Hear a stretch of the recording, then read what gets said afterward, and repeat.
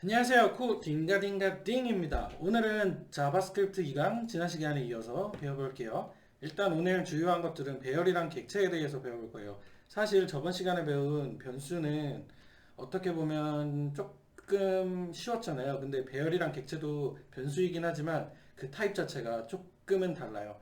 그래서 이제 오늘은 이제 배열이랑 객체에 대해서 좀 살펴보겠습니다. 그리고 이제 반복문까지 배워보도록 할게요. 자, 먼저 일단 배열은 순서가 있는 값이라고 이제 뭐 여기 이렇게 설명이 되어 있는데 일단 글씨 크기가 작으니까 글씨 크기부터 올려볼까요? 자, 마이 넘버를 배열은 일단 어떻게 보면 행렬이랑 좀 비슷한데 근데 이제 행이 하나밖에 없는 거죠. 이렇게만 보면 이렇게 마이 넘버를 이렇게 선언을 해주면은 마이 넘버는 이제 인덱스라는 이걸 갔는데 여기에 보시면 인덱스가 0, 1, 2, 3, 4 이렇게 되어 있잖아요. 이게 뭐냐면 0번째 값은 0번째 인덱스에 해당하는 밸류는 12. 인덱스는 그러니까 순서 같은 걸 표현하는 거고요. 거기 순서에 해당하는 값들이 이렇게 12, 30, 50, 65, 1이 있는 거예요. 근데 하나 주의해야 될 건 첫 번째가 1부터 시작하는 게 아니라 0부터 시작해서 5개니까 마지막에 있는 건 네 번째라고 하면 되는 거죠. 0번째, 1번째 이런 식으로요. 그래서 마이 넘버에 0은 이렇게 뭐 1은 근데 여기 이제 인덱스가 포함이 안 되는 마이너스 1 같은 거는 undefined가 이렇게 뜨는 걸 확인할 수 있겠죠? 자, 그러면은 이제 퀴즈를 한번 풀어볼게요.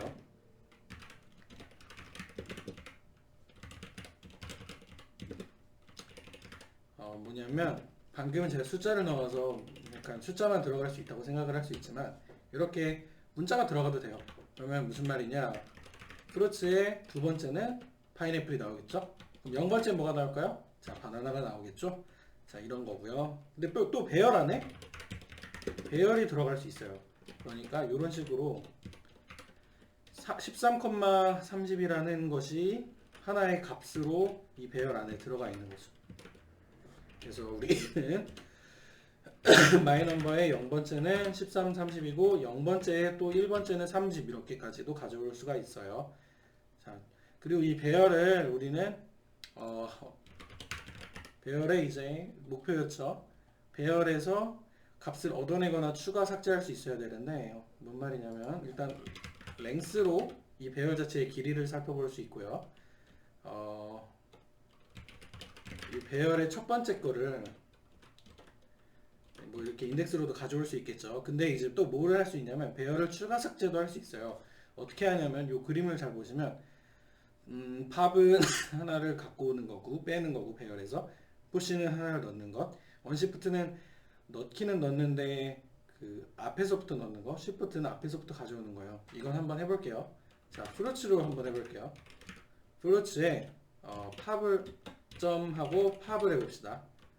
그러면 파인애플이 빠져나왔어요. 그래서 이제 다시 프루츠를 보면 배열을 삭제한 거죠. 하나를 삭제를 해서 바나나 애플만 남게 한 거고 이제 프루츠에 푸시를 다시 해서 하나를 추가해 보죠.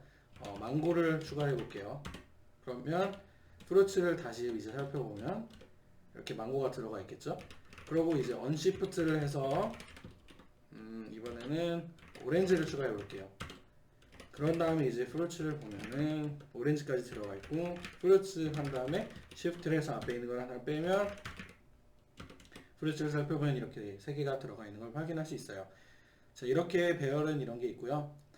자, 우리가 이제 객체를 들어가기 전에 먼저 반복문을 일단 한번 살짝 보고 들어갈게요. 일단 배열은 이런 게 있다. 반복문은 어떤 반복되는 행위를 계속 하려고 사용하는 거예요. 뭐 예를 들면 console.log 뭐 hello를 이걸 똑같이 5번 이렇게 치기가 너무 귀찮잖아요. 그래서 지금 빠르게 보여드리면 여기 왜 렌이 들어가 있지?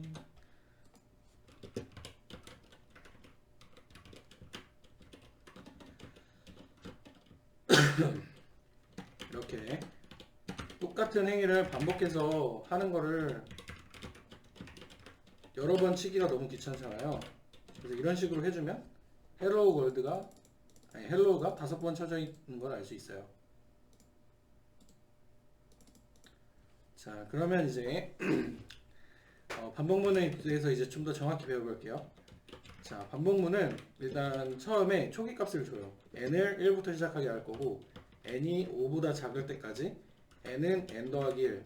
사실 이게 이렇게만 쓸 수 있는 게 아니라 그냥 이렇게 쓰면은 똑같은 거예요. 그리고 1일 때만은 이렇게.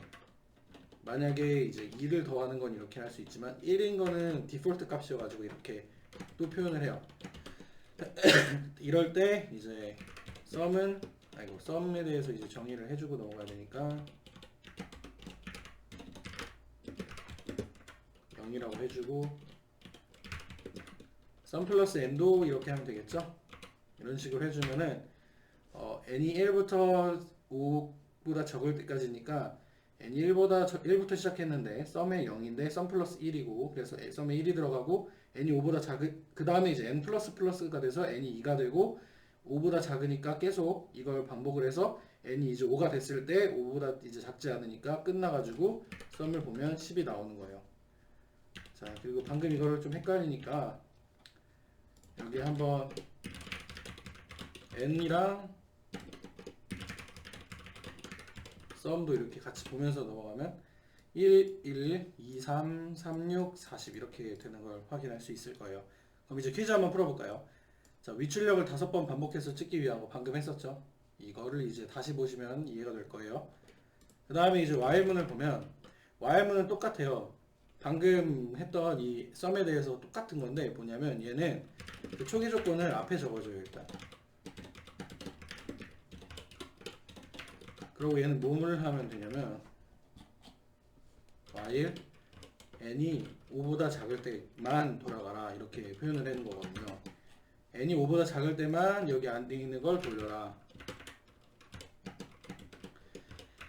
그리고 이제 n이 이제 더해지는 것도 여기에 써줘야 돼요. 여기 포문일 땐 알아서 n이 더해져줬는데 이런 식으로 쓰는 거죠. 그래서 썸을 보면 10 이렇게 되어 있는 걸 확인할 수 있겠죠?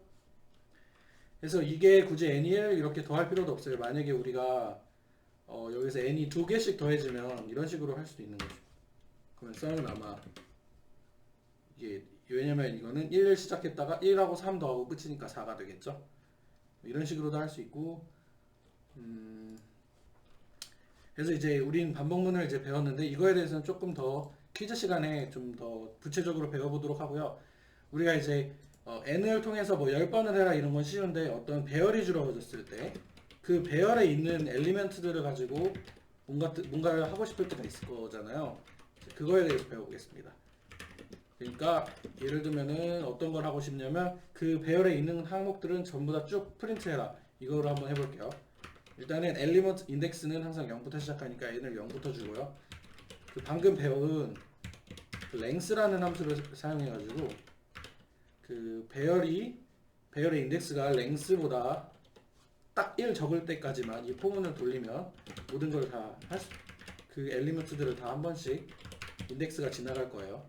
그래서 이런 식으로 표현을 해주면 1, 2, 4, 5, 6 딱 예쁘게 나오죠.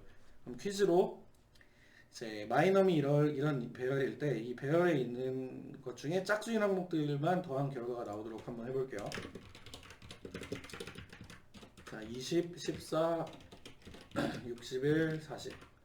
자, 일단 이럴 때 짝수인 것들만 더해야 되니까 34, 40 해서 74가 나와야 되는 거예요.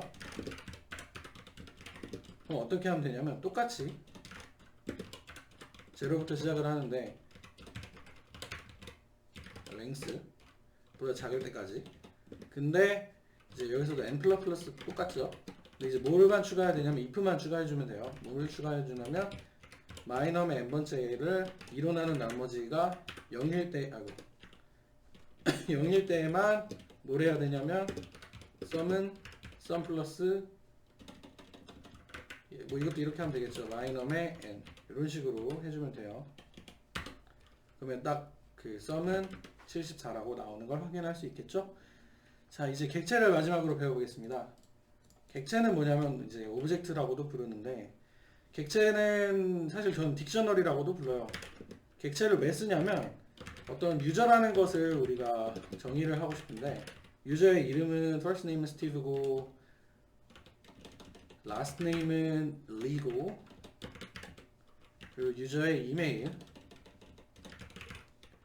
이메일은 스티브의 gmail이고,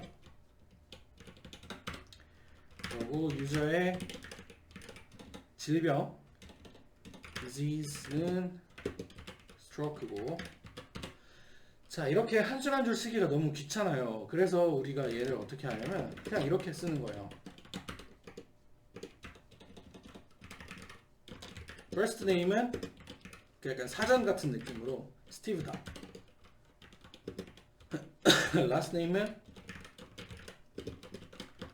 킴이다. 이메일은 스티브의 gmail이다. disease는 stroke다. 이렇게 딱 표현을 하면 유저의 disease, 유저의 first name, 유저의 이메일, 이렇게 훨씬 쉽게 접근할 수 있는 거죠. 그래서 우리가 이제 이런 오브젝트를 쓰는 거고요.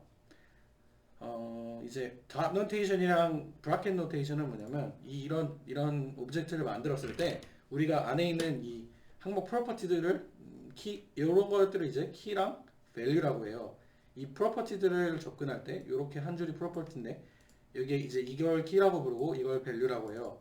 그래서 이 유저의 키 값을 그러니까 키로 이제 접근을 해서 value를 갖고 오는 건데, 이때 dot notation을 써서 접근할 때는 방법과 브라켓을 써서 접근하는 방법이 있어요.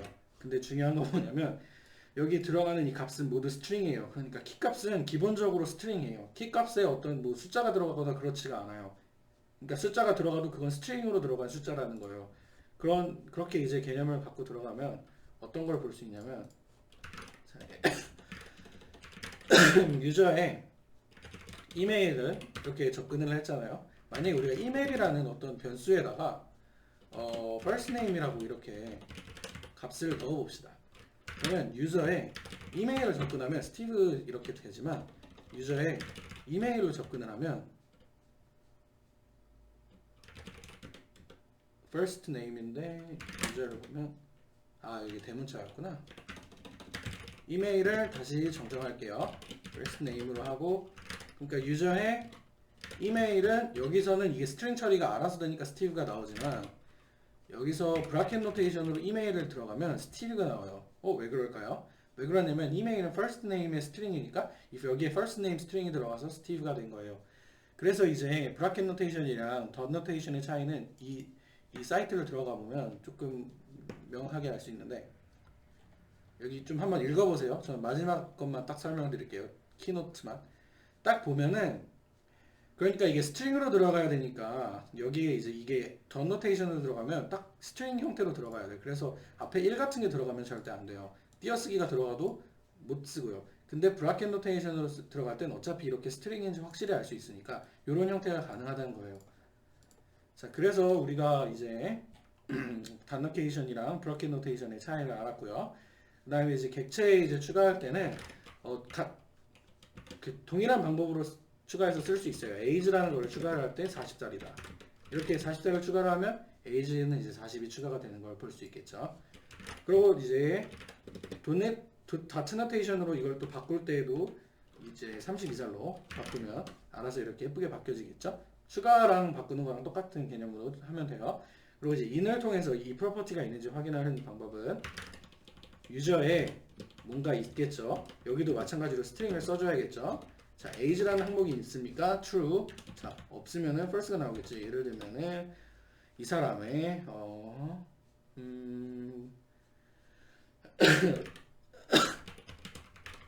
nationality를 보면은 false가 나오겠죠. 없으니까요.